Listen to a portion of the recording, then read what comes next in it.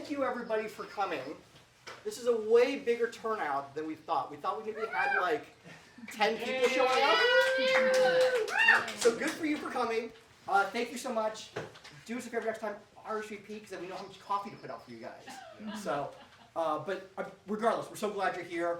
Always better with more people than not enough people. I'm Dustin, for those who don't know, and welcome to our Emergency Preparedness Series. We're going to talk about fire hardening today. We're going to talk about radio communication today. But before we get started, I wanted to share a quick story with you guys. I met a neighbor yesterday who's been here since 1988, and I'd never met her before. And I've lived here my whole life. And so it's crazy that we get to meet new people every day in our neighborhood. And she was just like, this neighborhood's paradise. I wouldn't want to live anywhere else. And I feel the same. And so thank you guys for making it such paradise. It only works because we have this great community. So thank you so much. A few quick reminders before we get started. We have our website. We have our Gmail address. If you have any questions for the PEIA board, always feel free to contact us. We've got some contribution jars in the back. So we are looking for people to contribute monetarily. It helps us pay for the coffee, pay for services, pay for these events. If you don't work on cash, Venmo and PayPal, any digital ways are also welcome as well. What else? So, the agenda today. We're going to talk about fire. Frank's going to start us off talking about Firewise. We got a little video for you. We also have a little bit of case study or some examples with Lar, Kory, and Michael. Kory's taking the place of Joni today.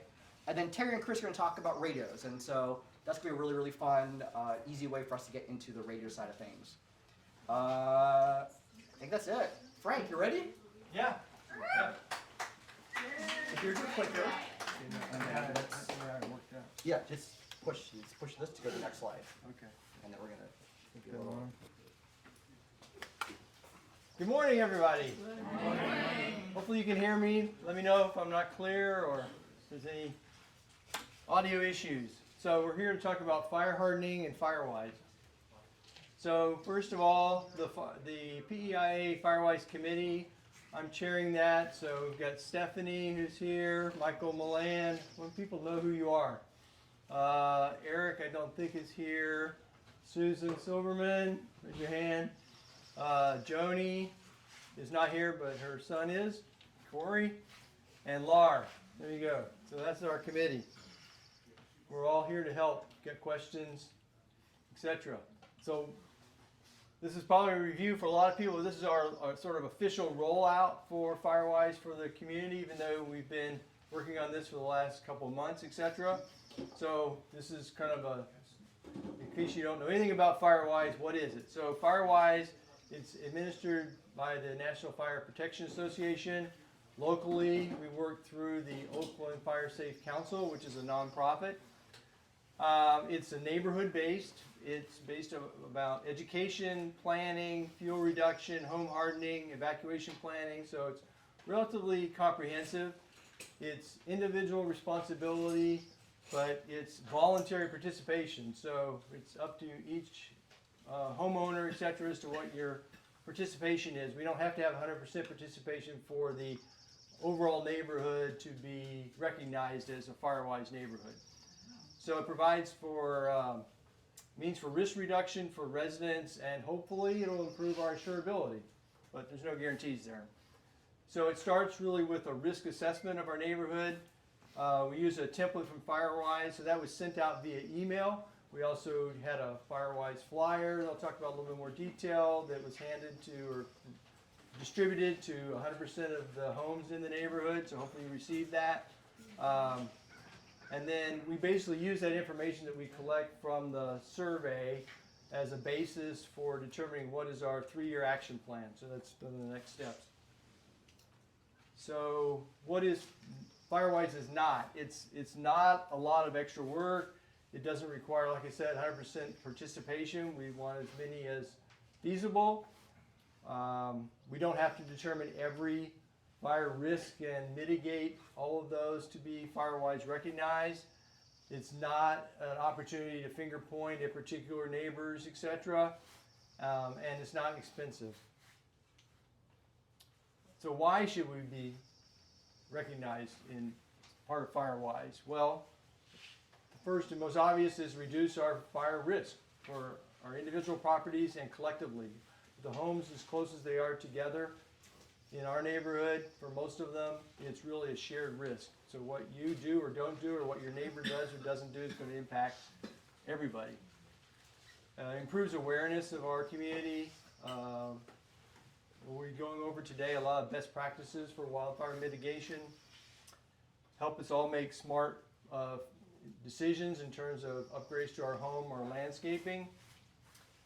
It prepares us for increases in the regulations that are basically coming. The state has the Zone 0. We'll be talking about that in the video covered in a lot more detail.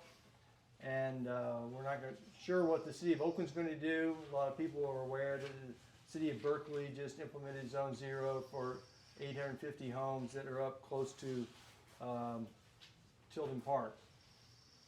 It helps build our community pride.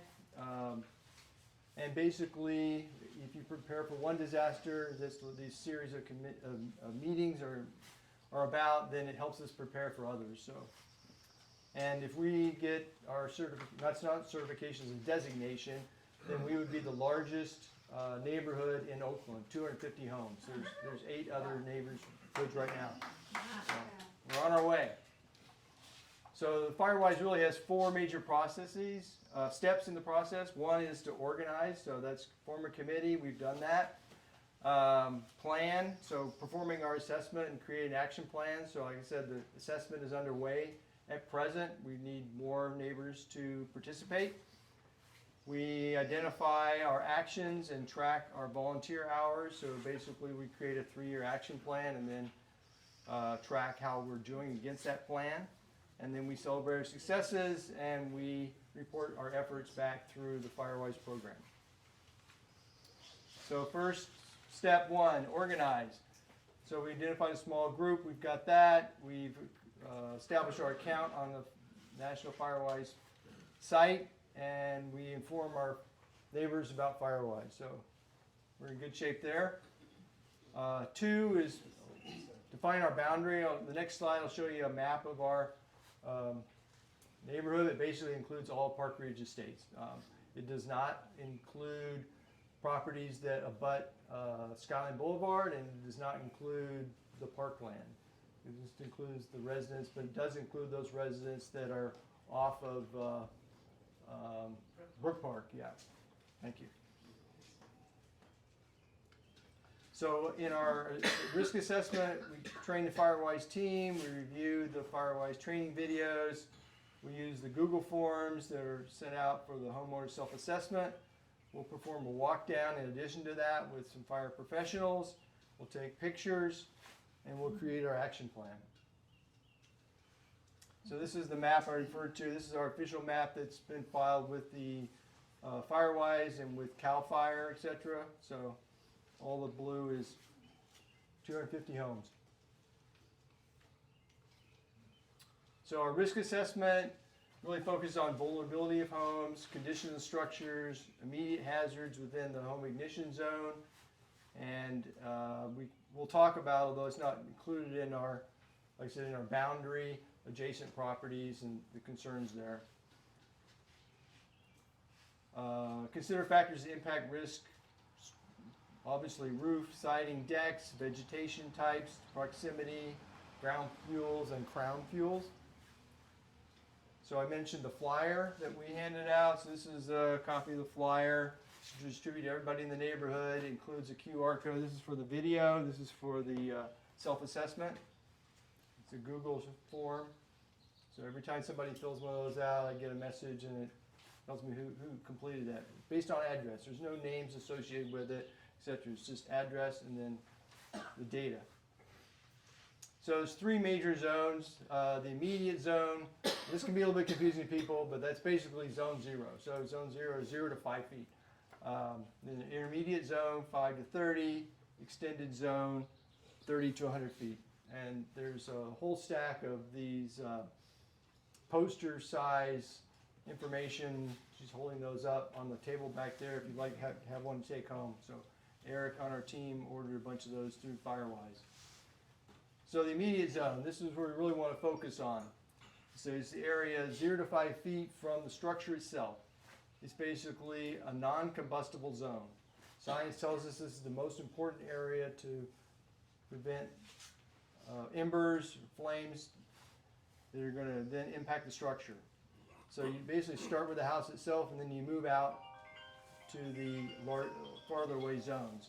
So the immediate zone, clean the roofs and gutters, replace or repair any tiles or shingles, basically any place that embers could get into the structure. Everybody around here has a non-combustible roof itself. So your vents, both the soffit vents and the crawl space vents, you need to have an 1/8" metal mesh or smaller. Screening, boxing areas if you have patios or decks, that kind of stuff to prevent embers from getting up underneath there. And remove any flammable materials from adjacent to your exterior walls. So the intermediate zone, they call it the fire break, clean, lean, green zone. So there you want to clear vegetation from other outbuildings or sheds, etc. Fuel breaks with using your driveways, walkways, etc. Keep your lawns and grasses mowed, which you're required to by city ordinance already. Keep your plants and trees well hydrated, especially through the main fire season.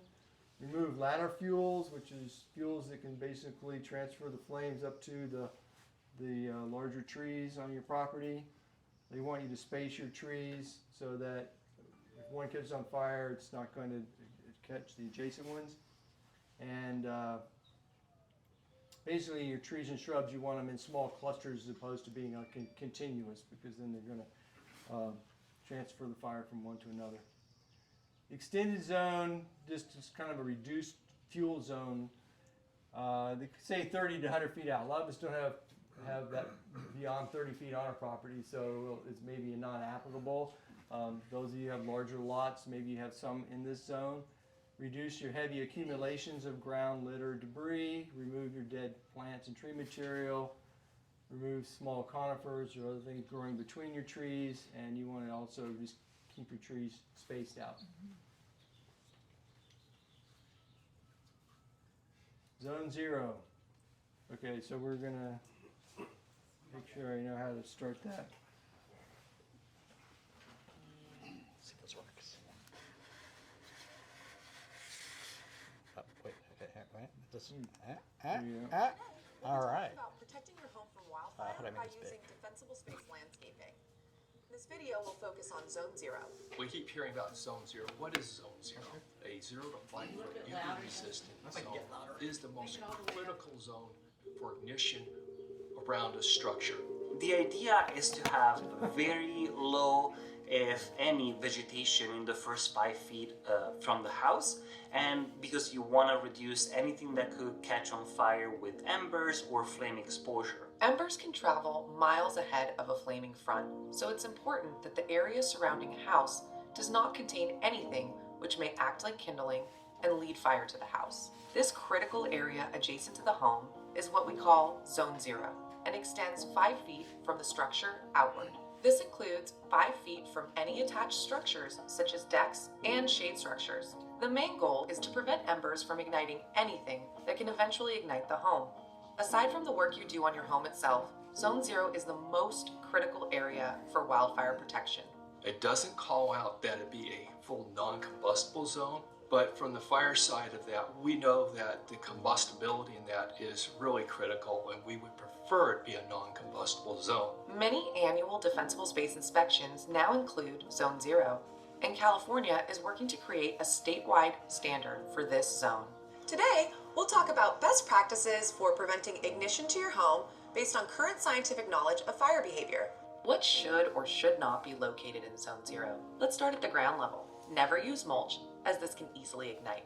Use gravel or rocks to help conserve water. Bare dirt is also less combustible than mulch. Do not use synthetic grasses, as these can melt in a fire. Ideally, no plants are located in Zone 0. However, if you have any plants in this area, make sure they're small well spaced, and have a high moisture content. Even better, keep them in small, non-combustible pots, which can be easily moved if necessary. For ember resistant for vegetation is very low growing. In Ventura County, we allow up to 2 feet, but the state's looking at going even lower. Non-woody type of plants use more of a succulent, low growing, have them spaced out, keep them away from the structure. You want to have at least a 6-inch non-combustible siding on your house from the ground, but we recommend the plants be kept back at least 12 inches. That way you can get rid of the leaves and debris that accumulate. Where the leaves go, the embers will follow.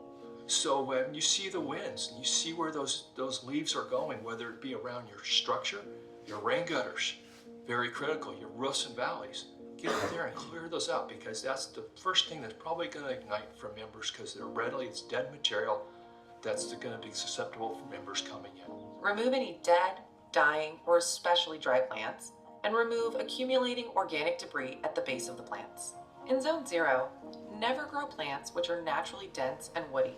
For example, this rosemary should be relocated. Although it looks green, it's very dry, woody, and could easily ignite. Additionally, remove any plants growing directly on the home, such as vines and climbing shrubs. If your local regulations allow, keep shrubs trimmed back so that there's a buffer between the house and the garden. Thin out dense vegetation to create separation between plants to reduce fuel sources leading back to the home.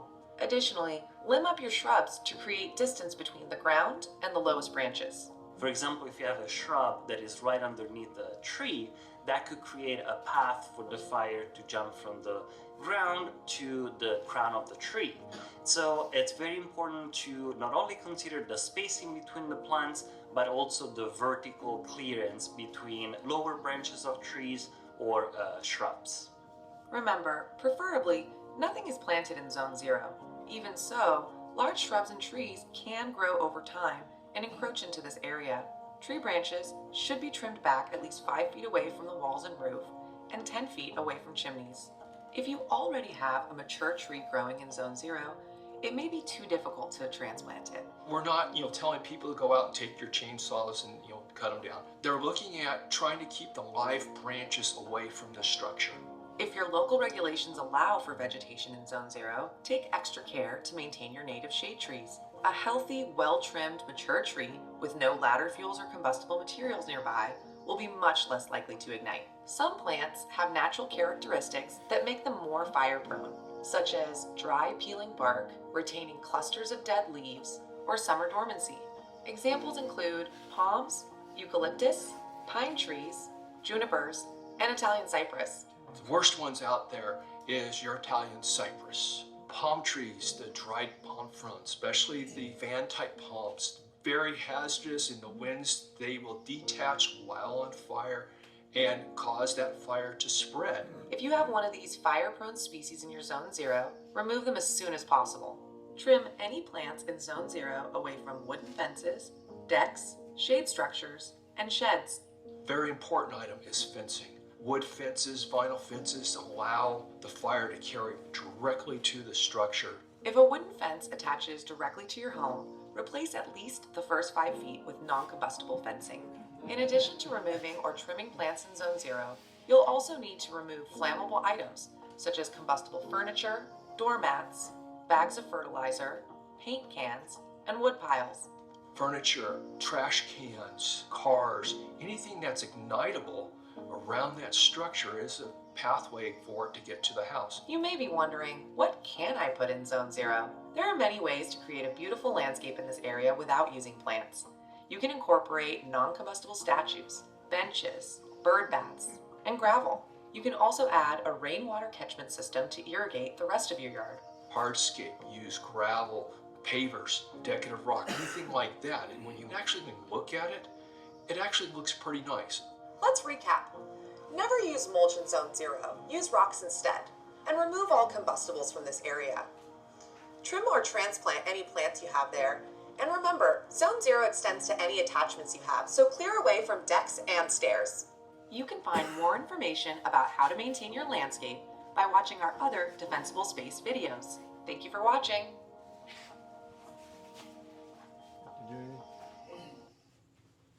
Today, we'll be talking about... Okay, there we go. Okay, I thought it's pretty educational. So step 3, we covered the first 2 steps. Step 3 of the process is investing a minimum 1 hour per year per resident. It's really extremely low to basically maintain our in good standing with the Firewise program. Host outreach event, work with neighbors to address the action plan. We'll continue to do that. Document our hours each year, complete educational and risk reduction identified actions. So that's the do. I think we've covered most of this. Hardening your home. The video covered a lot of it. Create 5 feet of non-combustible. Remove flammables. Install your vents.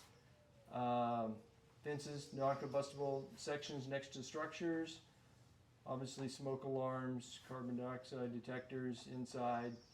Class A roofs, metal gutters, and tempered double pane windows. So it's the easiest way for a fire to get in the home is through the windows. And, you know, a lot of them have been replaced, but there's still a lot that aren't tempered. So there's some good guides that we have hard copy here. They're also available online through the Oakland Fire Safe Council. The guide number 9 is about home hardening. This is about smart landscaping. Basically, you start where you are. What do you have right now? And then a carefully fire escape design will reduce your chance of ignition, lower the fire's intensity, and slow its spread. So leverage fire-resistant plants and trees plus hardscaping. So there's some really good guides there. Guide 13-14, one is about defensible space and landscaping, and the other one is fire-safe planting checklist. I found those very helpful. We've got some hard copies in the back. And then step 4, tell and celebrate. So we complete step 1 through 3. We renew our status. We do our continuing education, and we submit for our online renewal. And tell everybody about it. That's the biggest thing. So I just want to cover the key takeaways I'd like for you to have. First is start small and make some progress. It might feel a little overwhelming to begin with, but make some progress. Reach out to your neighbors and the Firewise Committee for guidance and assistance. That's why we're here. Try to help however we can. And some of our common neighborhood issues, probably known to a lot of people, but basically our vent openings, so the screens that were put on here originally are not adequate. You need to replace those. The wood fencing up to the gates, almost 100% of the houses that haven't replaced them have wood fences right up to the house. And our vegetation and combustibles within 5 feet of the house structure. So we're going to talk about some personal stories about vegetation zero projects, steel gate and fencing, hardscape pathways, and limbing up large trees. So turn it over to Lar.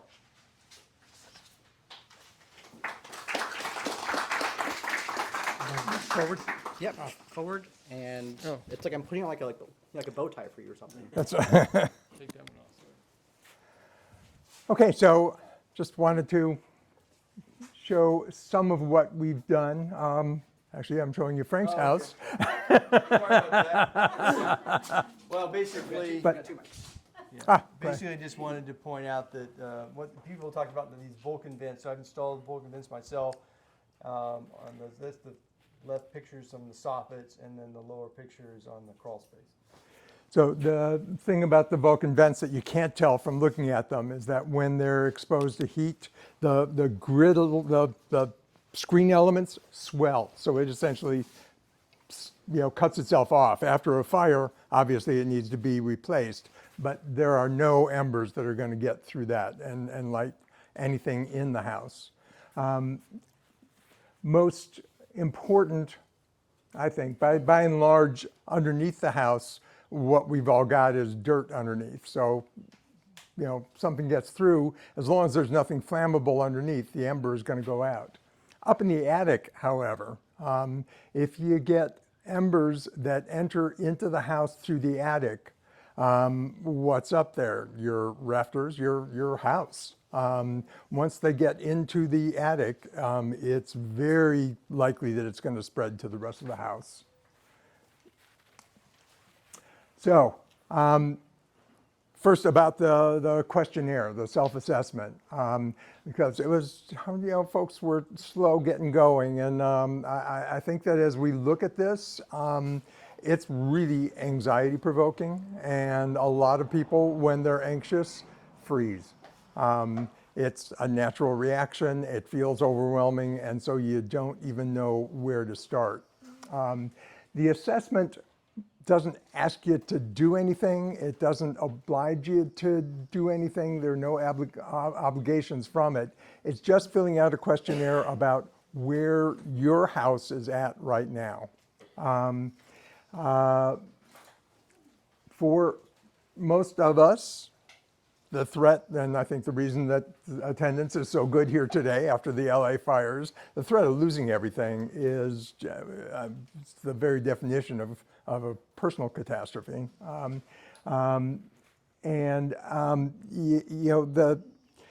part of what feels overwhelming is that there's a want to get everything nailed down and make your place as safe as possible right away, and you can't do it. For the last, the neighborhood was established in the 50s and 60s, so for all of those years we've had landscape growing with a particular ideal in mind. And that ideal, if you just look across, it involved a lot of greens growing right up next to the house. What we're having to do here for all of us is change our notion of what beautiful landscape can be. And I've seen pictures, and having a clear zone 0 does not mean your house has to look like it was built yesterday. It does not make it so that your house has to look like it's in the desert. There's some beautiful landscapes that can happen with that zone 0 observed. So we just have to change our mindset.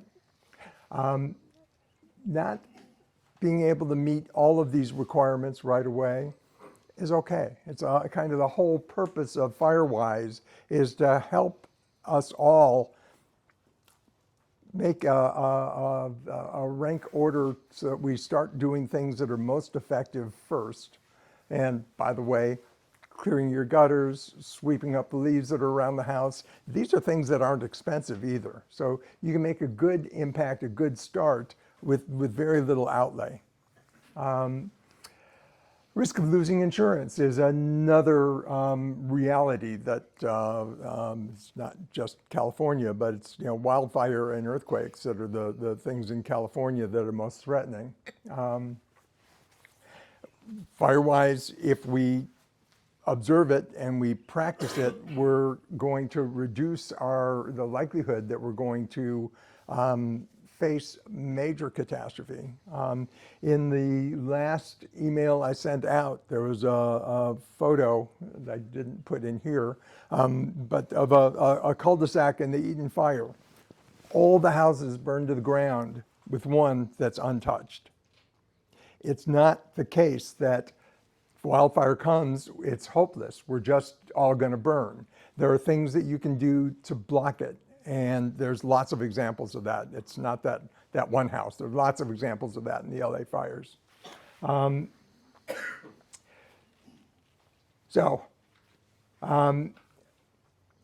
Another aspect of this zone 0 stuff,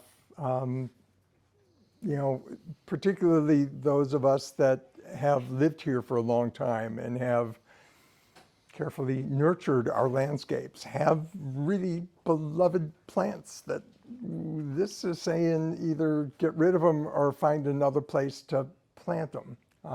And that's an important option. Realize that some of those plants don't have to be, cut down and carted off. They can be replanted, moved to another section of your landscape. But some of it does mean, that, what we've nurtured has the capacity to turn against us and burn our houses down. And it's important to kind of get okay with that, because those things really need to depart the scene right next to the house.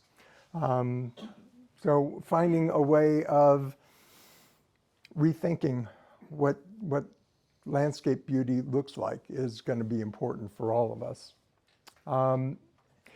Something else about Zone 0 that you hear, and they're saying Zone 0 is a non-combustible zone, but if you have plants, make sure that they're, less than 2 feet tall or 6 inches tall, or it's so confusing because you hear all kinds of different things right now. The reason we're hearing all these different things is that where the law sits right now, in one of those probably only in California kind of legal environment, the state fire marshal has the law on his desk right now. He has to sign off on it before it goes to the local jurisdictions. And each local jurisdiction then has to interpret the law and come up with what the precise rules are going to be that the inspectors are going to enforce when they come by. The fire marshal hasn't signed off on the law yet. Berkeley is jumping the gun. That's not a surprise to those that have been here a long time. But we know it's coming. We don't know exactly what it's going to look like. But we know that the shrubs that many of us have against the house, that's not going to fly. We're going to have to do something different. Okay. So here's a picture. Here we see a guy who's about to discover that the jeans he had to get to keep them up after surgery no longer fit. But what I'm staging here is digging out this palm tree and strictly for purposes of demonstration, we have a sculpture that we're going to install in its place. Here you can see the before with the decorative animal in front. And here, I couldn't bear to take out the azalea till after it flowered, but you can see I removed most of what's growing in front. Here we're still in process. And the gates. It's possible you get rid of the wood, and that's a lot of the character, but you can put up beautiful things in its place. But your wood fence is still there. The wood fence is still there, and what the requirement is again, it's that 5-foot zone. So no wood within 5 feet of the house, so that if the fence were to catch on fire, it would come close to the house, but not under the eaves, not, actually when I think about it, the measurement of the 5 feet should be from the edge of the roof, whereas here you can see it's measured from the edge of the house, not the edge of the roof. So we probably should be pushing it back even further. Are you going to send us a link to who did that beautiful fence? Actually, it's on, so story you don't need to hear, but here goes. We bought this fence first from a company in Texas. We thought it was aluminum, and it rusted. So, surprise, and the company's out of business. So we had a rusting fence here, and called, the company that put in that fence was called Fence Solutions. They're here in the East Bay, and they didn't have a pattern like that, but off the picture that we gave them, they were able to recreate the fence. And then our neighbor arranged to have the rusting fence taken down, sandblasted, and repainted with an undercoat that hopefully will keep that from happening again. The fountain you can see here is in a plastic pot right now, so that needs to be taken apart and rebuilt with something that's non-flammable. But another idea of something that you can put up that can be non-flammable and look nice in front of the house. Okay, I think the next slide is Kory's.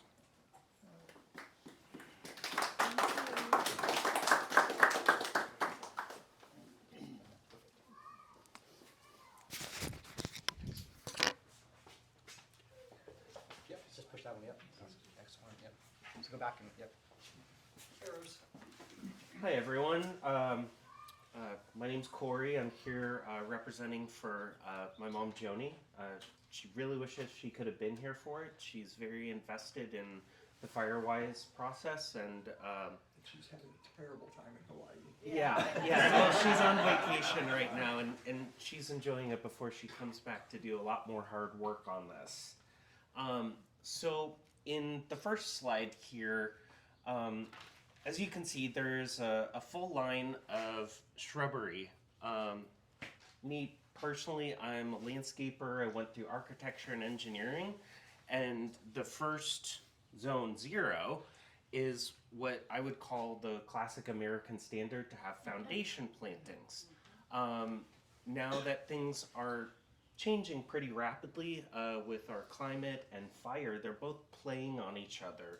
So what we did is really to take the zone 0 a bit more seriously and go with the new trend of it. So let's see. So what to do? The first thought is that all of this needs to be removed. Is there another alternative? We decided to move the plants rather than remove them. By extending our planting area at the end of our driveway next to the sidewalk, we were able to transplant the lower petalum shrubs. In this picture, they'd be the maroon ones. We have 5 of them right along there. It was sort of to try to make the house look nice. And therefore, what we're doing by moving the plants forwards is we're creating a visual planting break between the sidewalk here and the house. So we have 3 slides to go through, and so you'll see as we opened it up, we remembered that our foundation's really ugly, so we were trying to hide it.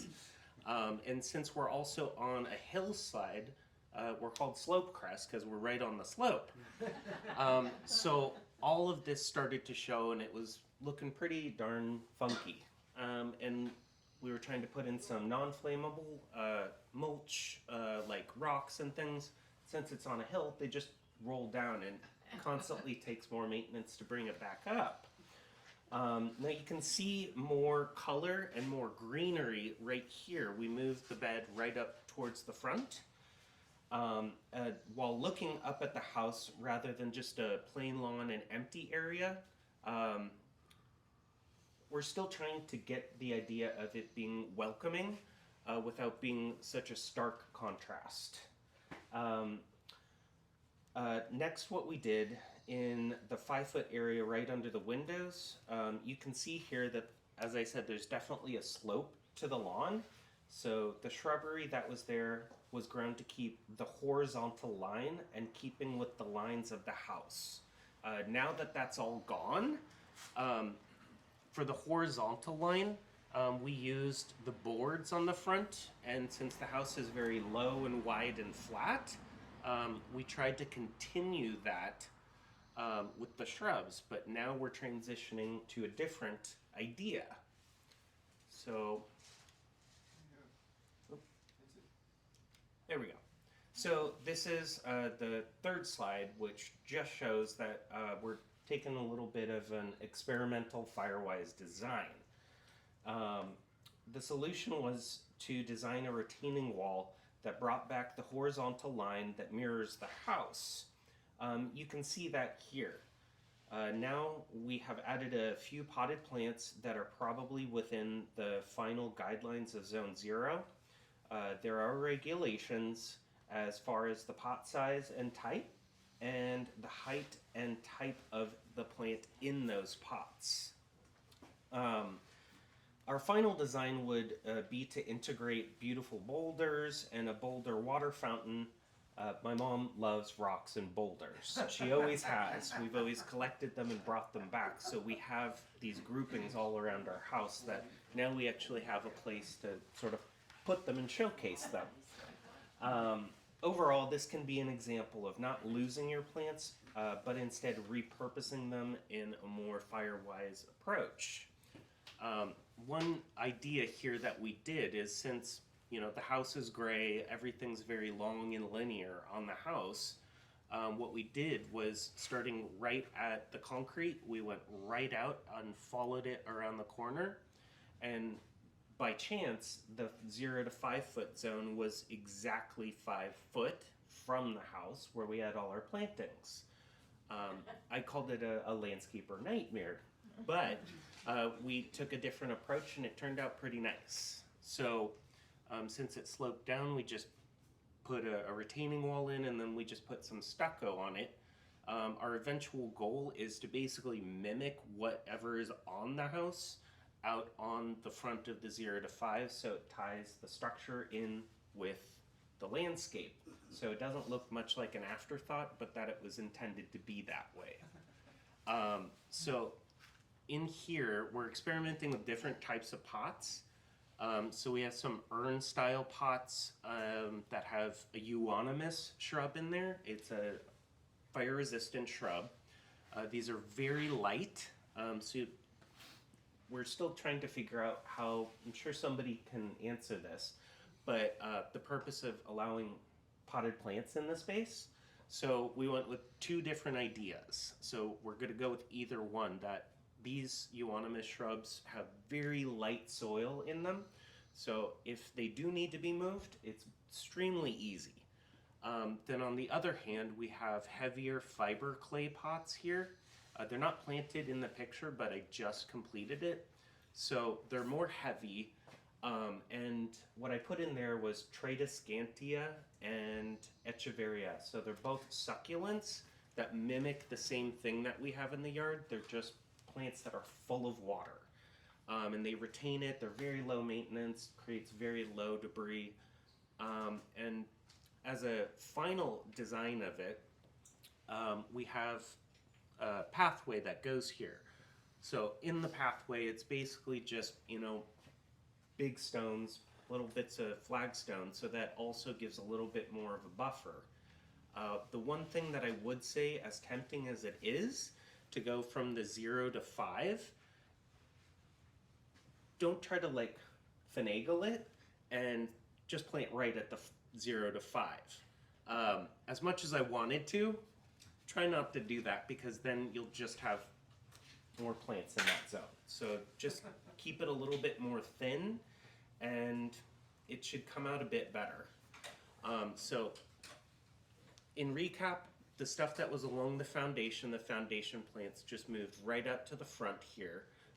And it's probably about 20 to 25 feet away from the house here.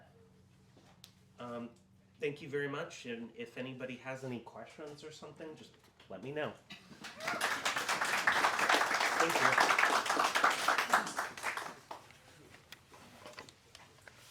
What's great is, so we have these events every 3 a year. In February, Kory's going to give a whole talk. You're still committed to this, right, Kory? No. Well, you are now. A whole talk around how to plant and garden based off of Firewise. So stay tuned for that. That's coming in February. So, Michael, come on up.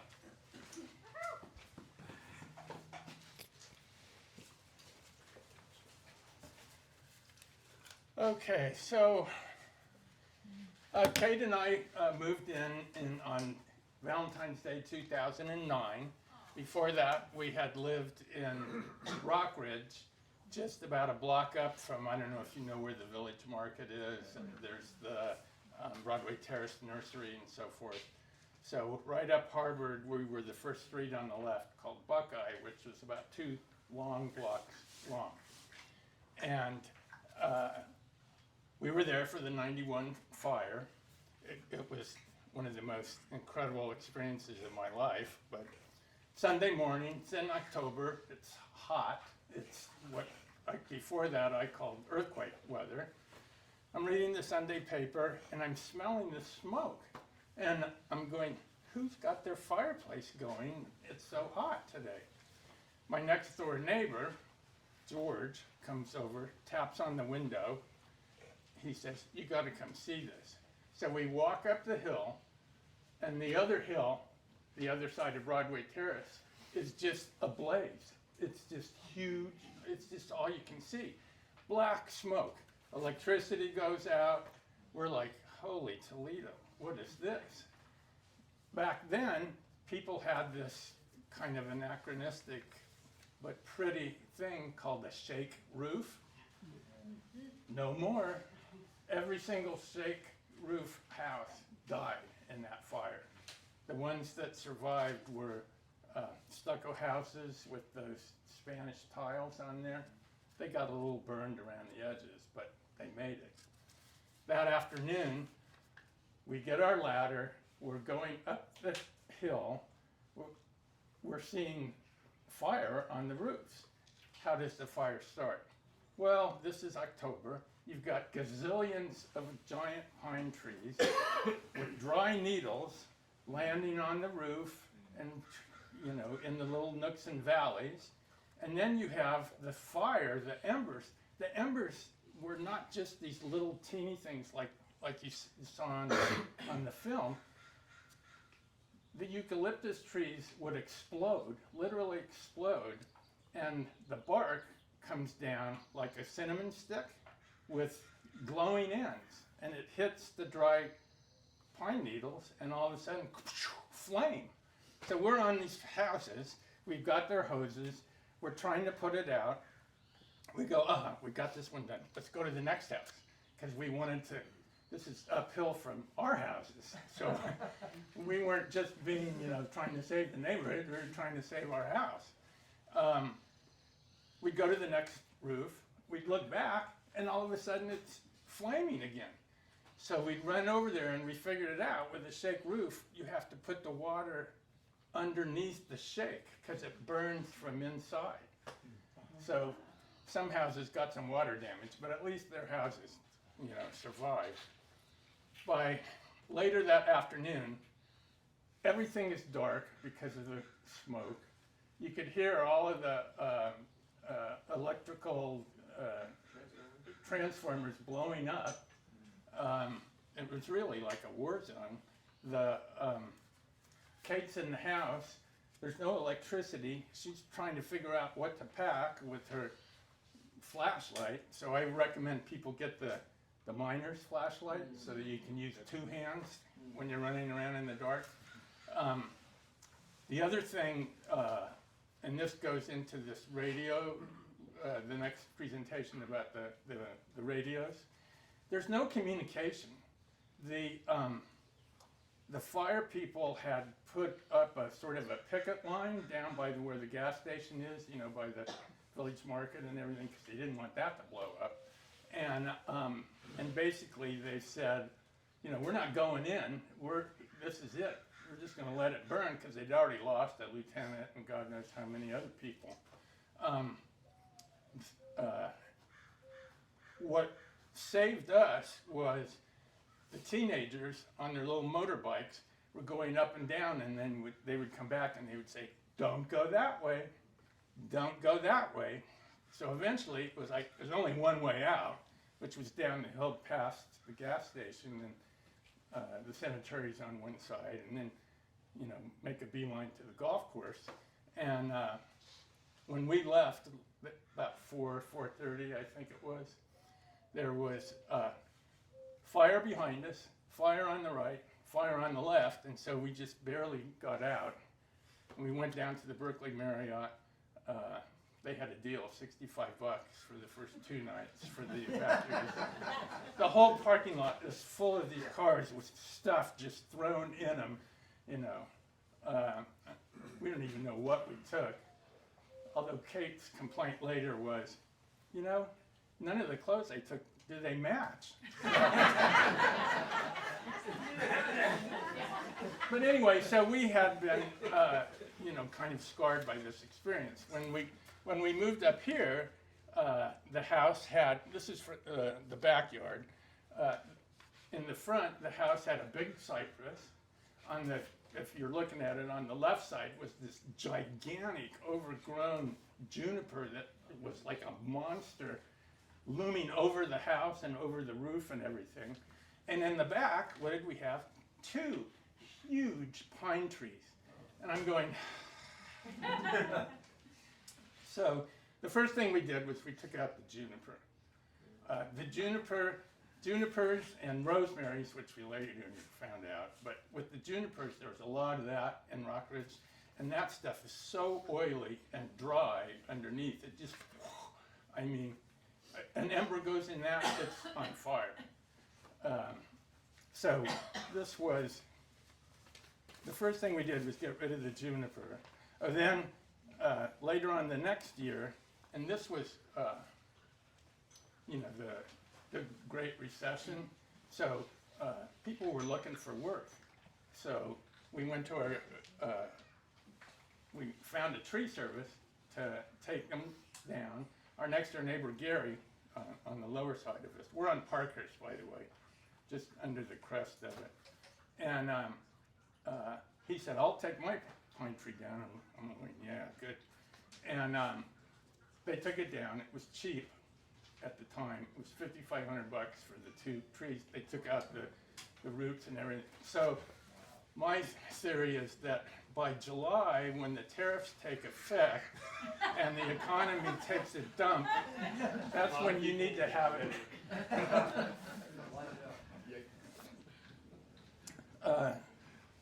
Then later on, Kate said, I really enjoy gardening. I want to get landscaped. So we had a landscaping company come in, and they landscaped the front and the back, taking out the cypress. You know, the pines would already been gone. We had this flagstone, which is kind of hardscaping, and that's sort of a fire break. They put in a deck. This is made out of epei, which I'd never heard of before, IPE, which is a tropical, super dense hardwood that only later on, when I thought about it, did we find out that it doesn't burn, it just chars.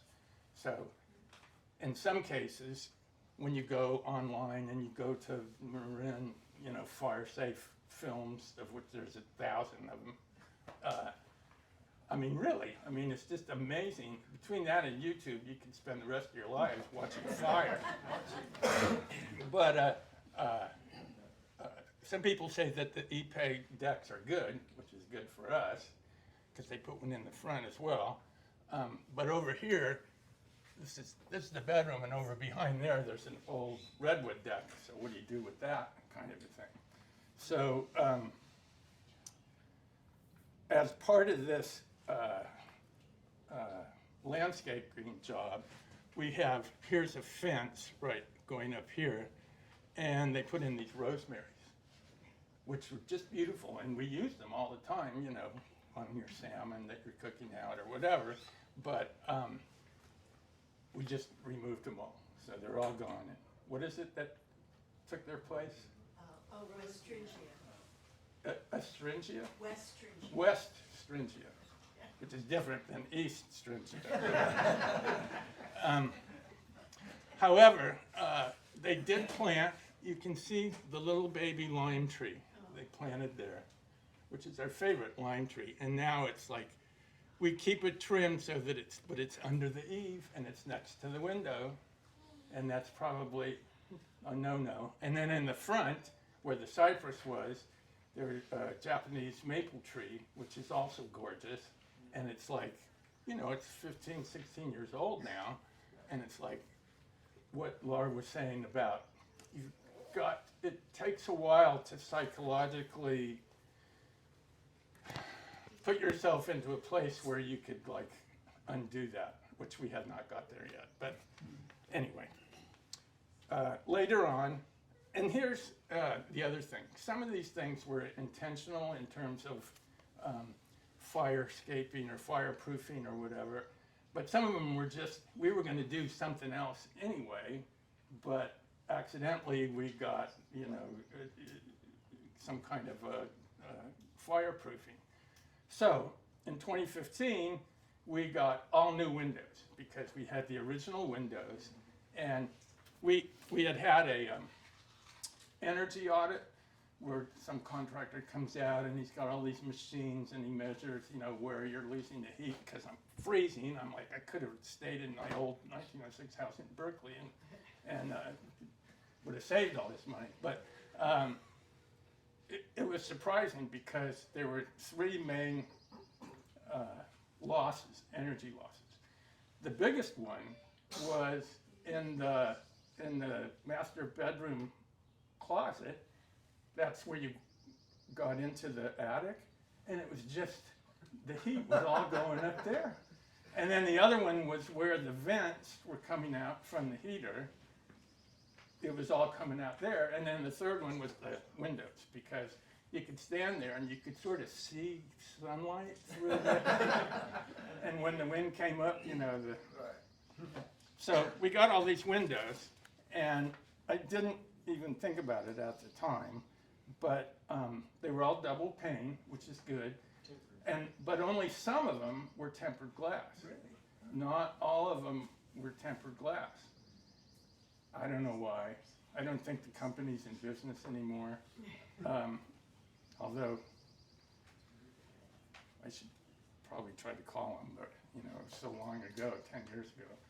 But anyway, it sure helped with the energy savings. But now, I guess you're supposed to have dual pane tempered glass all the way around, but tempered glass is really expensive.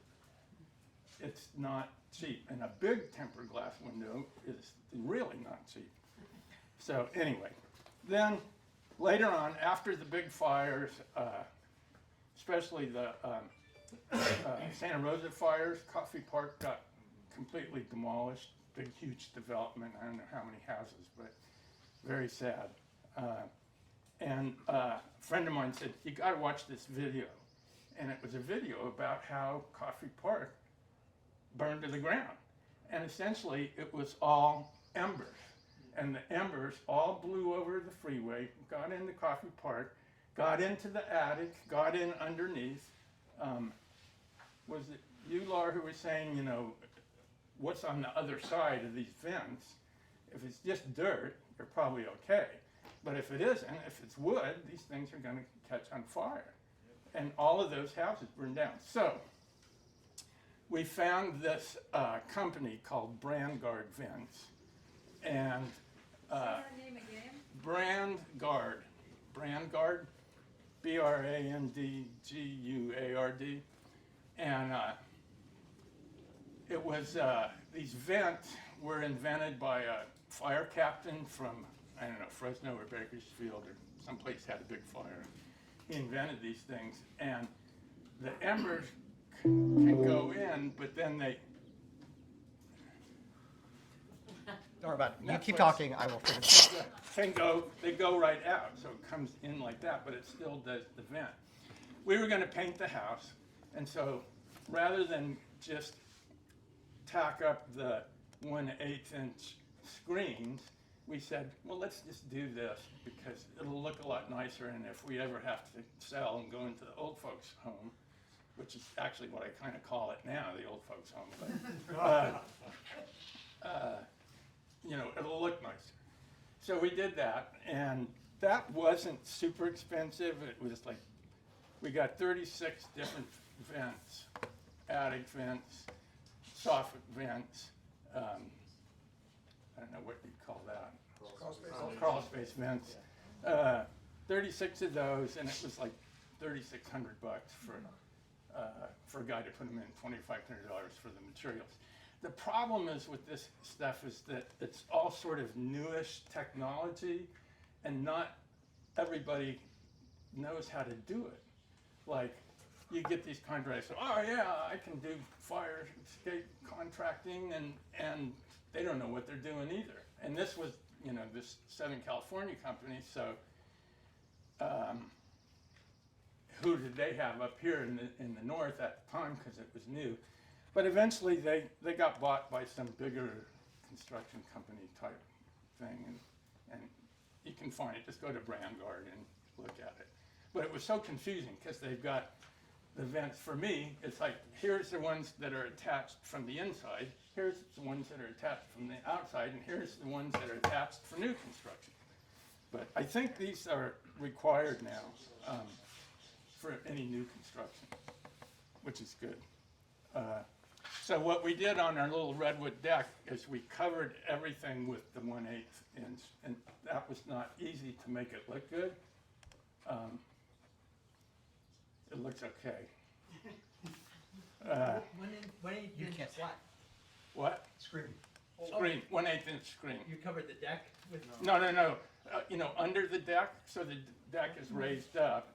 Oh, okay. So we put a big screen on one side, and then there was little places where, because you don't want leaves and all that stuff to get underneath there, and then Okay, got it. and then it lights up the roadway. So then in last year, after we lost our insurance, non-renewable, because we only paid AAA for 40 years without making a claim, and I guess, yes, everybody, I tried to figure out why. Our insurance agent person out in Walnut Creek, I don't know, this is, comes up from top. I really liked her, Kathleen, somebody, but I thought it was eventually some MBA said, you know what, we're going to develop an algorithm, and we're going to take all of these low areas, and if we insure more than X percent of that area, we're going to get rid of the people. Now, who are we going to get rid of?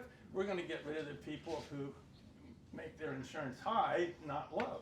A lot of people are like, I'm paying for fire insurance, but I want the lowest possible, cost. So it's what's the lowest I can get this insured for. For me, I looked at that and I went, you know what? No way can you replace our house for $312 a square foot, which is what they were saying it was going to cost. And so I kind of asked around, and I went, well, yeah, maybe around $500 a square foot. So I boosted up the amount of coverage. And at one point, they had a little bit of pushback and said, nah, we're not going to go that high. We're just going to do a little bit. So I think that might have backfired on us because, if you're going to get rid of somebody who where it's, 800,000, not 400,000. I don't know if that's true or not, but I have a sneaking suspicion. Anyway, so after that, we did find another insurance company to insure us, but of course it cost more than twice as much. And it was weird because then, shortly after we got non-renewed by AAA, somebody moves into the neighborhood on Brook Park and they get insured by AAA. So it's like, come on. Anyway, hopefully they get that together. So last year we got leaf filter gutter guards. Usually we would have these guys, what's the name to do the windows? Invisiclear, and they're really good. So they would come out and they would clean the gutters all the time. But I figured, okay, I'll save them and I'll get the gutter guards because when the drone comes over from the insurance company or the satellite or whatever it is, they'll see that it's got the gutter guards on. And what year was it when we had the big winds where all of the trees blew down? 19. It was 19? Well, that's the year it fell on my house. Well, Yeah, I remember that year. I mean, we've lost probably a couple of hundred trees between Skyline and neighbors and everything in the last several years. So the amount of pine needles that show up in the gutter are really reduced. But anyway, I went and did it anyway. And my only suggestion on this is the guy comes in to the salesman and he goes, and I go, yeah, it's because of the fire and everything. And he's like, well, okay, $9,000. And I'm like, how does $9,000 sound? And I go, sounds like you have to leave. And he goes, well, what do you think would be fair? And I go, I don't know, 3,000. He goes, sold. So if that happens to you, go 2,000. Then this year, so we're waiting. They're the insurance company's supposed to give you 60 days notice if non-renewal. So for us, that would be, or 75 days, I can't remember. Anyway, that would be somewhere at the end of May, middle of June. So we did a little bit more work, which was we got rid of the rosemaries. Oh, All this. Okay. and that's not my house, that's Mikhail's. Sorry. So here's where all the rosemaries were. They're now all gone. This just happened recently, and we've got the wisteria. What is it? Westringia. Okay. And then we bought the bullet, and we replaced our gates. This is on the left-hand side. This is where the garage is, and then similarly on the other side. And these people, it was Defense Solutions people too, Laura, and they were okay. I had some issues, but later on, I was talking to our Ernesto, who's sort of our, fix-it handyman guy, and he goes, we have a metalworking place right next to where our shop is. When I told him how much it cost, which I'm not going to say, he said, "Oh my God!" So he said he was going to go find out if those guys would do it for a reasonable price. And we had 3 bids, and this was way the cheapest. I mean, now there are other things that you can do. This is sort of artsy fartsy, so you got to pay for art, right? The other things you can do is you can get, go to Home Depot, and for like $150, you can get one of these chain link fences. And then they have things, if you don't like bare chain link looking out, curb appeal, you can put like metal plates or something in it. I mean, Strips. We did that on Brook Park if anybody wants to see it. Yeah, I mean, so Looks like it'd be like desert $500 or something, including labor. So there's well, whatever. But nothing's 500 anymore. Yeah, that's for them to think about it. So there are different alternatives. So I think that was it for our. Is that it? Oh,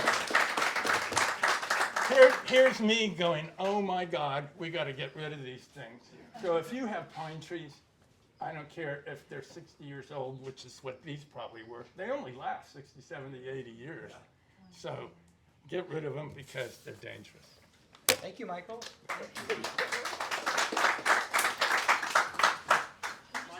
Yeah, go for it. Come on in. Michael, there's a question. I just have a question, comment. When these I have a lot to do, but when these contractors come through and they look at me and they say instead of 9,000, they say 15,000, to do something.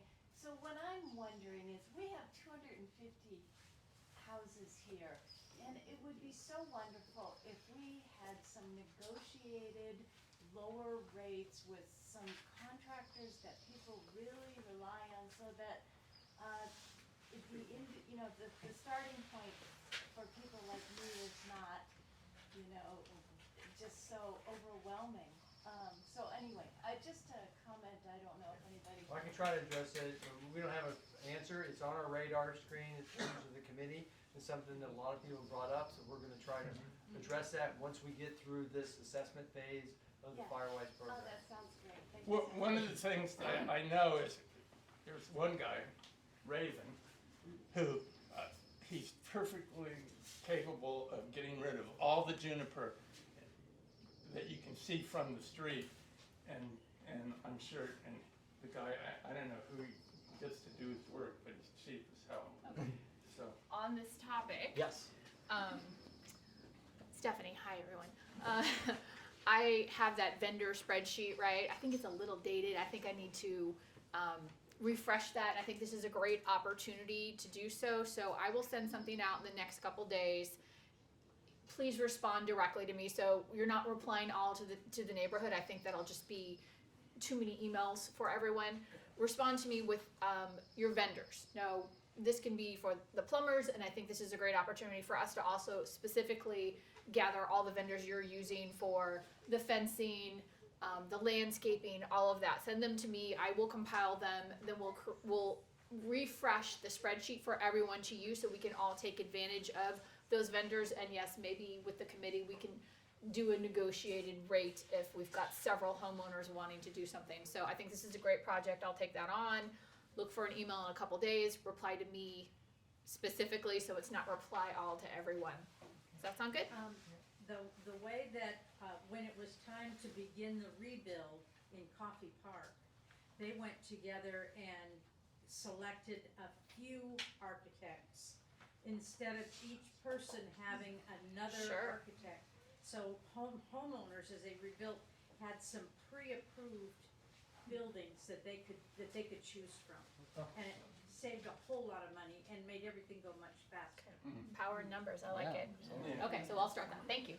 Steph, Yeah. when you put together that spreadsheet, can you include the people who actually referred? So that if we go to. Yes, I can. If I think I'll need to respond to that person and say, do you give me permission to use your name? Right. So we can add that, and right now it's going to be a lot of blanks, but if someone wants to give authorization to say referred by Mara Lee, expect someone may reach out to you. Well, no, Yeah. but that's the whole Perfect. point. Yeah, exactly. Okay. Yeah. We're running like really late, Okay. but we know this is really important, so we want to leave out 5 minutes for questions. Can we do that? 5 minutes? Got one more comment. Yeah, go for it. Come on, Lar. Just if anybody here has not filled out that questionnaire, after we're done at 11:30, we've got 2 computers. We can help you fill out your questionnaire and send it in right here today. I found it very educational. It was partly because we've done some of this stuff, but it was not intrusive or in any way. But I'm curious how many you've gotten so far. I've gotten 50 today, as of last night. That's out of 250 homes. Yeah. We have to be a minimum of 30%. So we got a little work to do. And Laura is very helpful. She came over and helped me. Any other questions? No questions. Okay, that means we did a great job explaining everything. Yay, everybody! We're going to move along quickly, and so we've got, so we're going to talk about emergency radio communications. Terry, you want to come on up?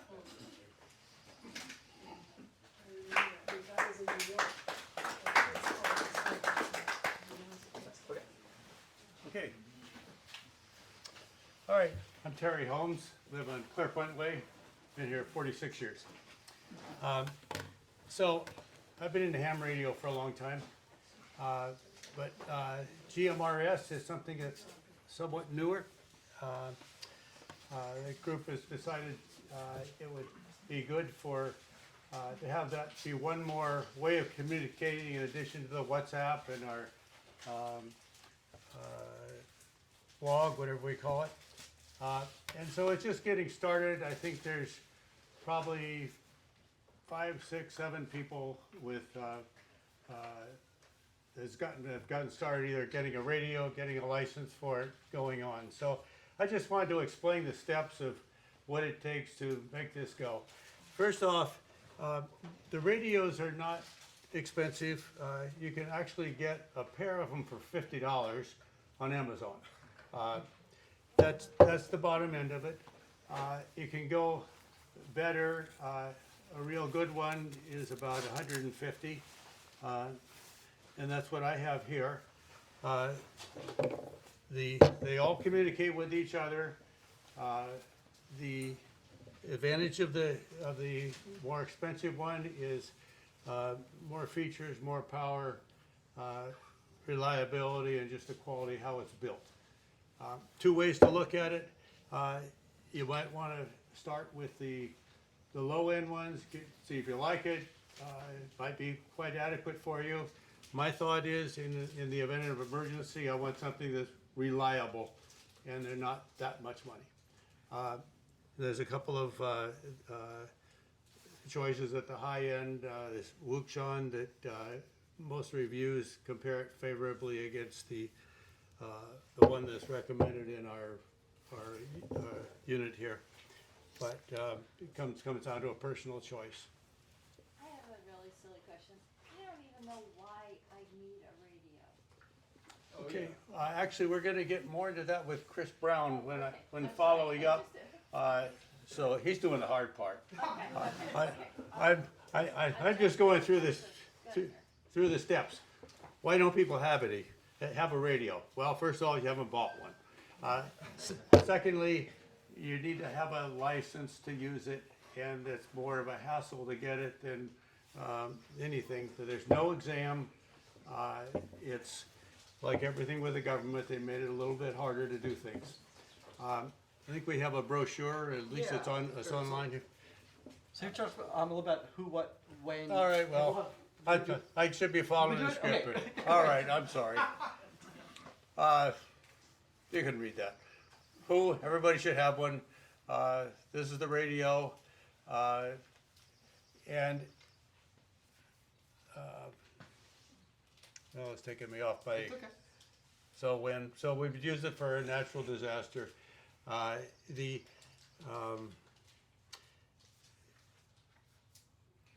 Ultimately, the idea, right, is that when our communications go down, right, internet goes down, phone goes down, we won't have cell towers. Energy is out. How do we communicate? We have these radios, right? And so if something is going on where we need to broadcast something to the entire community, here's how we're going to communicate. Does that help? That's good, thank you. Yeah, sure. So, you're supposed to get a license for this. It costs $35. It's good for 10 years. Then you renew it. And a license covers your whole household. So one license, everybody in your home can use that same license. You'll get a call sign. And I just have a real general question. Is this for person-to-person communication, or is it to get information that somebody's broadcasting to the neighborhood or to the city or whatever? no, basically it's person to person, but we're going to get into the repeaters in a moment too. And so, it's when you want to reach somebody in the neighborhood, you need help. You need, I'm stranded here. I can't get out of bed. Nobody's here to help me. Different things you can do.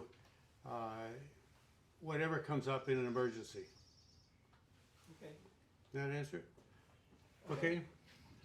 So getting a license, you have to go on to the Federal Communications website. You signed up for a kind of an ID.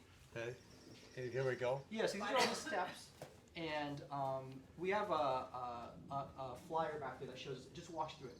It looks really difficult. It is super easy. It took me 10 minutes maybe. Right, we did it, and You I follow am instructions. not taking. It's super easy. But yeah, so here are all the steps basically, and it's literally 6 steps. Yeah, 8 steps. 8 steps. Correction. 8 steps. It's a little bit like, I don't know if many of you are familiar with login.gov now to get into any kind of a government website. You do one of these to get into FCC. I have one of these. I've got like 5 different FCC licenses. I had to do this once. I use it to get into each one for renewals and adding a license, I whatever. think it lasts 10 years, right? Is that the? Yes, 10 years. So do it once, you're kind of set for a while. Yeah, So. put it on your calendar. 10 years from later, you renew it. And then you keep your same call sign as long as you renew on time. As Terry was talking about earlier, so we have some radio suggestions. We got a flyer back there, super easy. Level 1, level 2, level 3, a good, better, best. So just pick one. I pick the cheap ones. Good deal. Let's go back a second here. You want to talk about Gen Oak real quick? Yeah, Gen Oak. Gen Oak is a organization for emergencies. They have a repeater. So what that means is, these are point to point. They're good for, a couple of miles maybe. They'll depend a lot on the terrain.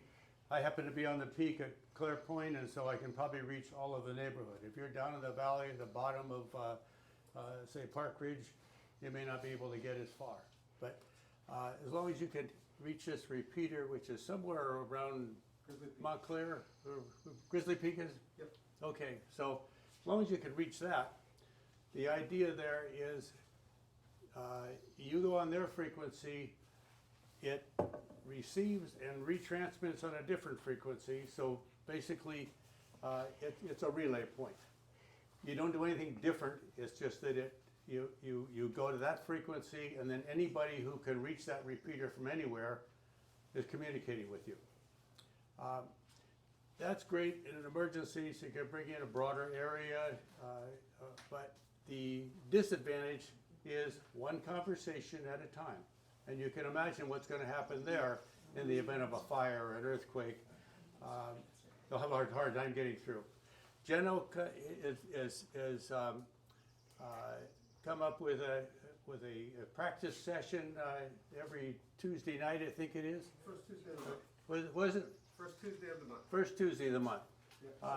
Once you have a radio, go on and at least listen to it. They encourage you to check in. You basically just give your call sign, tell them where you are. And it's good practice. So if you ever have that need, you get there. And then going backwards a smidge, what's GMRS? Because I know we've talked a little bit about that. General, I forgot it, radio service, general mobile radio service, I think it is. And so with that, there's also something called family radio service. Family radio service is kind of a subset. It'll share some of the same frequencies. GMRS has more frequencies and allows more power. Therefore, you get further out. And so we want a GMRS radio. GMRS. That's important. Okay. FRS doesn't even take a license, but Let's see here. So licensing, we talked about licensing. I'm skipping around. So the most important part, how do you use your radio? Okay. I don't know what I'm doing. Okay. Show me what to do, Terry. All right, you turn it on, and you call somebody. You might know their call sign, and so you just press the talk, and you wait, and it comes back. What channel are you on? How do you get the call sign? That's what you get with a license. 19. Yeah, you have a call sign, Chris has a call sign, you wanna talk to Chris, how do you get Chris? Well, first of all, I don't know Chris's Right, call sign. right. Okay, there you are. Okay, you want to call me? I don't know your call sign. Okay. Mine is WSAP 718. Can you hear me? Wait, what are you on? 19? Yeah. 2 4 2 5 2 7 2 6 2 8 3 0 1 2 1 Sorry. 3 By the way, 0 We didn't prepare for this very well. No. I have a very basic question about this radio. So, I have a cell phone right here. The Yeah, do battery's that. gone. All right. I'm out. All right, I'm on 19. What is the power source, and how long does it last, and how do you recharge it when the neighborhood is dark? Can you hear me? Copy. The bottom line is they're all batteries. And what's that? Oh, you talk, goes in the mic, goes in the camera. Oh. Don't worry about it. You just, it's your question. The bottom I line got you. is Don't they're worry all about it. batteries. And it's funny, I was going to bring that up as part of my my presentation, which is getting really tiny. And so it amounts pretty much to you have to keep these things charged. You have to have a pattern of charging these things. They're off most of the time.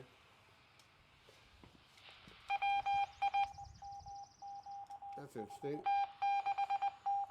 They're off most of the time, and so you have to get in the habit of once a week you put this thing on the charger. Yes, if the power's out, that's a whole separate question about how we power our neighborhood. There are people in the neighborhood who have generators. If the power is out, we're going to have people who are going to have charging stations in front of their house, and you'll be able to walk over and plug something in and charge it to keep that going. So that will stay alive. That's a much bigger plan. That's more to what we're going to do as a core neighborhood. By the way, this is an ad for core.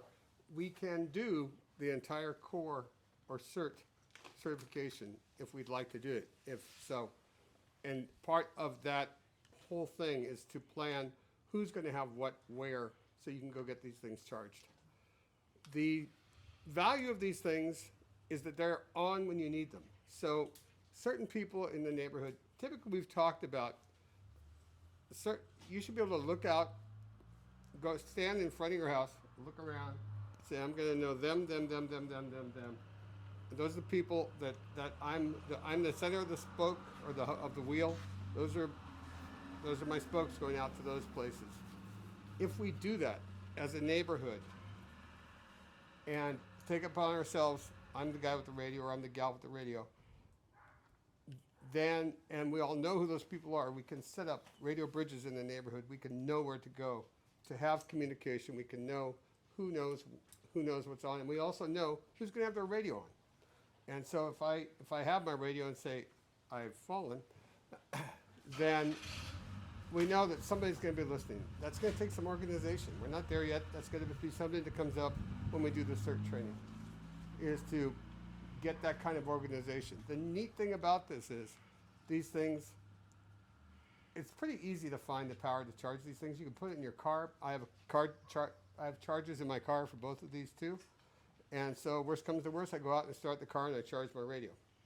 So that works. And so with that in mind, we can have a really resilient communication system in our neighborhood. It works for, we have less of a crime issue than we used to. It used to be this place was just the place you go to learn how to steal things. And we've gotten sort of over that now, but we still have a need to be vigilant within the neighborhood. A few people with these radios are a very reliable way to be vigilant. The thing is that this is less intimidating in a lot of ways than using WhatsApp, which is a great way to communicate and tons of details, but you can refer people to it and say, go read it, or you can say, I don't have time to type. There's somebody speeding down Saddlebrook, come and help, kind of stuff. So we have lots of opportunities, but it's going to take some social work around here using core certification of the houses. Keep going. Oh, move on up. I finished my part. I'm sorry. No, that's great. Good transition. Okay. Hi. Thank you. Where are we here? So we're just talking about how to turn them on and off, and that's really easy, right? It's just literally a switch, on and off. Of course, we've yet to communicate in front of you using these things, so we're not selling it very well. Can you hear me with this?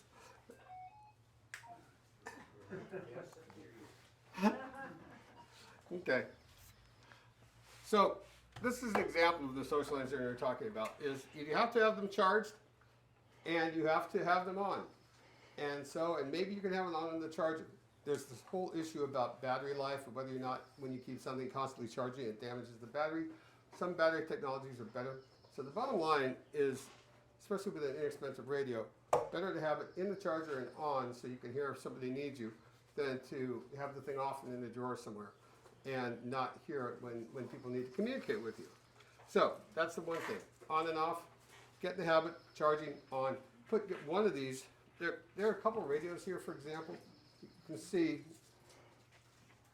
one button on this radio, many buttons on this radio. This is the one for the house. This is the one I keep in the car. Because in the house, I'm likely to find people who are not great with a lot of buttons on radios. And so make sure that you scale the technology you have for the people who are going to be using it. Have the very simplest, lowest number of features radio available to the most people. Keep that charged. Keep that somewhere central in the house, turned up so you can hear the stuff on channel 19, which is our channel. And why 19? That's a really good question. I was going to ask you, do you remember? Yeah, I remember. I remember. It has something to do with our zip code. 94619. So just always remember that. So that's it. It's easy to remember. When you pick this up, the biggest thing that people do with these things, they do wrong, and something that is, we go too fast. And I don't know. Okay, let me go back. Was anyone here when Nick was showing the video from the LA fires? Yes. I'll tell you the most striking thing for me in that video was I could hear what they were saying. Because all these things, radio communications are garbled and they're terrible. And there's somebody out there who can understand it, but it's not me. And yet on that video, you could actually hear the emergency communications because of advances in digital radio technology that emergency services use, combined with some people who made the video who actually cared and filtered the soundtrack so it sounded good. Along those lines, this is as unfiltered as it gets. And so you're not going to sound like the people in that video. You have to talk slowly you have to talk, you have to enunciate, you have to make sure you speak a standard English and a brief English with few syllables, very few paragraphs, but few syllables, short sentences, just to put across what you need. This channel is what we call a hailing channel. This is the channel you go to get people's attention. You do not have conversations on this channel. What you do is you go and I say, Dustin, Chris. Dustin says, hi, I'm here. I say, 22. We go to 22. That's where we have our detailed conversation about the sprinklers that are going crazy down the street. All the people don't need to hear that. If you want to hear what Dustin and I are talking about, you too, listening in, go to 22, and you can listen in on us. That's the downside of these. They're not private. But that's the brevity of the communication on Channel 19. It is just really quickly to get someone's attention and establish what side channel you're going to use for communication. When they talk about if you watch an old TV show and cops are talking about going to TAC 1 or TAC 2 or TAC 3, what they're doing is they're on a hailing channel and they're telling each other, go to a tactical channel that is on the side, and that's where we're going to have our conversation about the stuff we need to talk about. So that's what they're talking about. Now you'll hear those shows, they'll be different. And fair to say, if there is a big emergency, we need to announce something to the neighborhood, we're doing this over 19, right? Yes. Everything that starts on 19. So the radio that's on your counter charging should be on channel 19. It should be loud enough that, yeah, you're going to hear a little stag from time to time. Frankly, you'll get used to it. And if you can always turn it down a little bit. But make it so that you can hear it and respond to it. Once we have a critical mass of people who are listening on channel 19 and are used to this, then this will become really useful. It's something that we were talking about. Now wait on that. Okay. Push to talk. Push to talk. Again, different levels of complexity. Find something with a few buttons. Teach everybody in the house how to do it. Oh, it was because you were talking about Gen Oak and about the check-ins. The reason to go on Gen Oak on the first Tuesday of every month is that you get used to speaking through one of these and get over your stage fright. The only way to get over stage fright is to get on stage. And so that's what the Tuesday thing is all about. It's nice to know whether your radio can be heard all the way on Grizzly Peak, but also it's for you to get used to doing this. When I'm scuba diving with people, I make them call for help so that they get over it, because people drown because they don't call for help. If you make some people call for help a couple times, when the real help is needed, they're used to it. And so it's the same with these radios. So we can have in our neighborhood, yes ma'am? Oh, I didn't want to interrupt you, but you said the first Tuesday of every month, but did you say a time? 7 o'clock. 7 o'clock. Yep. Okay, thank you. And we've got it noted in a later slide too. Yep. So. And you have to have your radio programmed for Gen Oak. And to do that, you have to go through the Gen Oak people. And do you know who's running Gen Oak now? Is it Doug Mosier? Yeah. We have information. You'll contact Doug Mosier. They will give you a file that then you use to program your radio, or you can have one of us program your radio for you. And that allows you to go to the right station to check in on the first Tuesday of every month at 7 o'clock. So, clarity, we just talked about. Talk slow, say little. Simplicity, again, say little. Brevity, say little. So, security. Don't go giving out confidential information. Remember that you guys all get to listen to Dustin and I on 22 talking about the sprinkler system if you want to, because you're going to hear us on the hailing channel and you're going to go, oh, could be interesting, and you're going to go over to 22 and listen to Dustin. So Dustin is not going to be giving me his social security number or his credit card on this channel. So, but if you can decode that, you'll know it. So. I was so planning on giving you my social security number. I was hoping so. Yeah. And so that's about it. Should we go over this at all? Speak on it? Now, it's hard to read these. Frankly, oh no. These are examples, and you can look this up. These are examples of things that people are used to doing. Radio check. Be really careful doing a radio check. If you do a radio check on a real hailing channel, people will be on you. So if you go to 16 on a maritime channel and do a radio check, someone will be on you in a second for not using 16 for radio checks. So be careful where you do radio checks. Go ahead, pretty straightforward. That's how you tell someone to talk, and then you take your finger off the key after you say go ahead. One of the things that people frequently do when they start using radios is they say something, and because of the stage fright, then they keep their finger on the key. And so when you do that, you own the channel. It's all yours. But nobody can talk to you, and so it sort of gets rid of the value of having the radio. So say go ahead, and then take your finger off the key. Stand by, which means I'll be right with you. 10-4, Roger. Something that Roger is really common. 10-4 is sort of, we don't use 10 codes, and Oakland, I think, uses 8 codes, and CSP uses something 9 codes. So the whole 10 thing is a little bit borrowed from emergency services. Don't do it, just say Roger. Negative, same as no. But the thing about negative, it has a pattern to it. No sounds like can be garbled. Remember, this is basic technology. So something like negative, you could pick out enough pieces that you as an expert listener can say, oh, they must have said negative. If somebody says no, it's like, and it's part of it's cut off because of whatever reason, and you hear, you don't know what they're doing. So use some words like negative instead of no. Affirmative, same deal. Say again, that's pretty straightforward. You don't need to go into a lot of detail about what you missed. Just say again. What? Say again? Say again? See, it's really easy, and people are used to saying those kind of things too. Over is real. Out is real. I don't know if anybody does over and out. Okay. Yeah. But over and out make a lot of sense.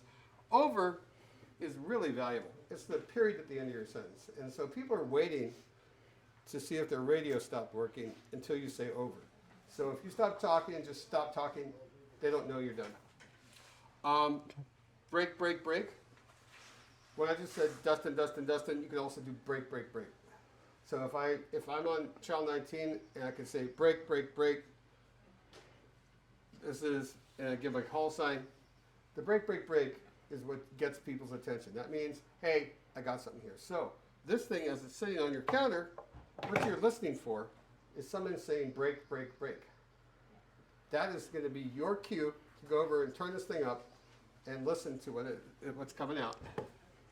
And read you loud and clear, you can. It's a little bit lengthy, but Oh, here's more. We'll skip that. there's a bunch of those.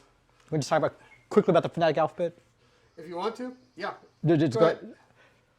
It's just, as opposed to saying A, alpha, it's just easier to understand, right? So people say, That's oh, the clip-in thing. where B you're- for Bill, right? Bravo. The idea is that it just makes it easier to understand. let me go back. Yeah. There's a value in memorizing this thing, and that is if you try and do this and you don't have the things in your head and you think, I know a cue word, you don't. Not when you need it.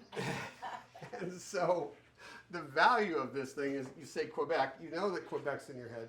So when you need it, you can think of it quickly, because I'll guarantee you when you're trying to get something across and it's an emergency, if you don't know these cold and you're just depending on yourself to make up words, you could make up bizarre words. Nobody knows what you're using. And so then you're damaging your communication. Go ahead. Yep. So real quick, when's the best time to use your radio? When do you think? In an emergency? Sounds good. Right. But the question is, what is an emergency? Okay. And so, again, we're back to that life-saving thing and sinking divers. The first time you think about it, do it. Don't double think yourself. Don't wonder if maybe there's a better emergency coming. I hate to waste my radio use on this emergency. Do it when you think about it. If it occurs to you, do it. What to say, we kind of went over that, but Yep. in short, just keep it really simple, right? Yep. And then the Geno check-in, first Tuesday of every month at 7 p.m. Yep. And how do you actually do it? Like you said, we've got to contact the Geno people. You need to get into Geno, get your radio programmed. Gotcha. There's a secret handshake that goes on between the radios so that interlopers can't just pop in there and own the channel. And so it's only Geno people who have the special programming can get into it. When you show up, there is somebody who's running it. And they have a list of neighborhoods, they have a list of areas, and you wait for your neighbor to come up, and then it's just sort of like watching to see who's going to go next. And as soon as there's a gap, you jump in. You got to jump in. You really need to practice and get over the idea that you're talking to, I don't know, a big chunk of the East Bay is all listening to you, but don't let that bother you. Just try it. Get in there, speak, and you'll find it's quite comfortable. But you need practice. It seems really intimidating, but it's really not. Like it seems like a lot, but it's really nothing. Once you do it, it's really simple. How many people are part of Geno? Don't know, a couple hundred. Your guess is better than mine. Yeah, probably a couple hundred. Doug would know. I don't know the exact numbers. It varies by week who shows up. Any questions around radios? I have a question. Yes, Michael. So let's pretend that there's a fire down on 580, like there was a couple of months ago. And what happened to us is I knock on the door and there's a policewoman and she says, get out. And I'm like, which way? And she's like, you know. So what I could see the best use of this is you guys need to get out. Don't go down Keller, go down whatever the next street is past that, or go down Redwood, but watch out for the school because it's 2 o'clock and their kids are all getting picked up. Fabulous stuff. That's a great use of it. And so if you have this star thing I'm talking about where there's a few people, a few houses, somebody has a radio on, you can get that communication. So I could say, break, break, break. This is Chris. This cop at my door says we have to evacuate. And then Dustin says, don't go by the school, whatever you do. And we just accomplished what you talked about. It's fabulous use. It's just, it seems so much better than like our experience in 1991 when these kids are coming by kind of yelling, don't go up here, don't go there, but they're not coming all the time. And, 10 minutes later, it might be that street is engulfed in flames. So you need to have more information quicker, faster. That'd be the reason to. And so, generally speaking, right, it's like the first line of defense for us. It really is our PEIA urgent alerts on WhatsApp. If that fails, this is our next one. It could fail. I mean, remember we had, gosh, what was it? Some energy failure a while ago, and like the cell phone towers were out for like 2 days, right? Yeah, and they're going to be. Yeah. So be aware that cell phone towers are going to be out. Yeah. This is not an if. This is not, well, how do we recharge the cell phone tower? You don't. That's the deal. When the cell phone towers go, they go. Yeah. And then we're stuck with these. Yep. Go ahead, please. That's it. In terms of communication, any other questions around communications or radios? We have Lar, go ahead. So we know the name Geno, but not how to get in touch with them. I'm sorry, what? We know that there is an organization called Geno. We don't know how to get in touch with them. As it turns out, we do. It should be on one of these forms. If we don't, we'll put it out on one of the sheets. There's a ton of Geno materials. Okay. And we can get it out there on the table for you, or we'll put it out on the website. It's really easy. Doug is incredibly responsive.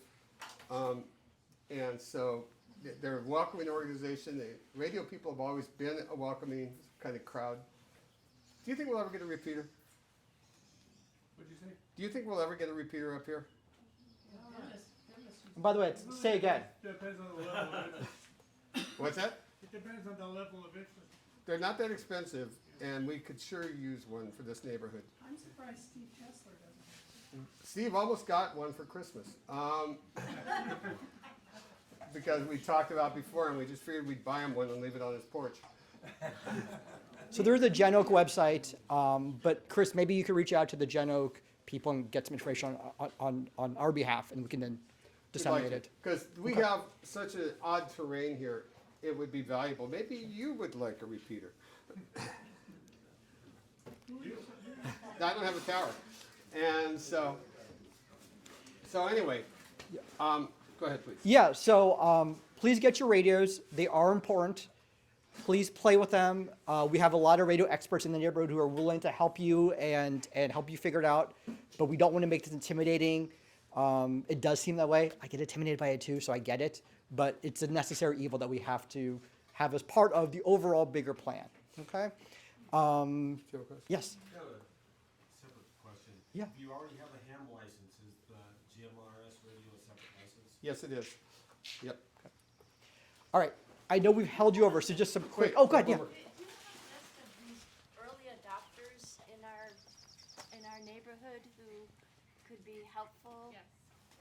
Chris, Terry, Martin, Steve Tesler, Mark, you had a radio. Who else? Tim. Could you publish their names? If everyone's agreeable, sure. Yeah, we should do it. Yep. And we'll have more of these workshops. This is kind of more of an intro one just to get your kind of palate wet, but we can have a workshop where you just bring your radio and we can just play with them. And so we do want to make it interactive. We have so many things we need to talk about, so we try to piece together our time well, but please bring them and someone will help. Marilee, go ahead. Names to the spreadsheet. What's that? Add those names of people who helped to the spreadsheet. Absolutely, Okay. absolutely. All right, we know we've held you guys. Terry again for starting this section. Thank you. Yep. Thanks, guys. 3 quick things. So we have our PEIA bi-monthly meetings. Our next one is May 29th. It's via Zoom. We have our summer solstice concert. So that's going to be our second year we're doing it. A change of date. It was originally on a Saturday. It's going to be Friday, June 13th at 6:30. So no RSVP for that. You can just show up. And it's going to be down at the end of Slopecrest. And then our next preparedness event is actually an evacuation field trip. We talk about having go bags. We talk about, if we had to walk out of here, what is that really like? We're going to go on a walk and see what it's really like and kind of stress test it. Maybe this is much more difficult than we think it is. So we're going to do this collectively. But it's Saturday, June 28th from 10 to 11:30. What else is going on? And then, again, please help us out. If you can make a monetary contribution, we got some jars in the back, or Zelle or Venmo, that'd be great. And thank you for coming. We'll see you next time. So with that rotation, We have a code. we have a code.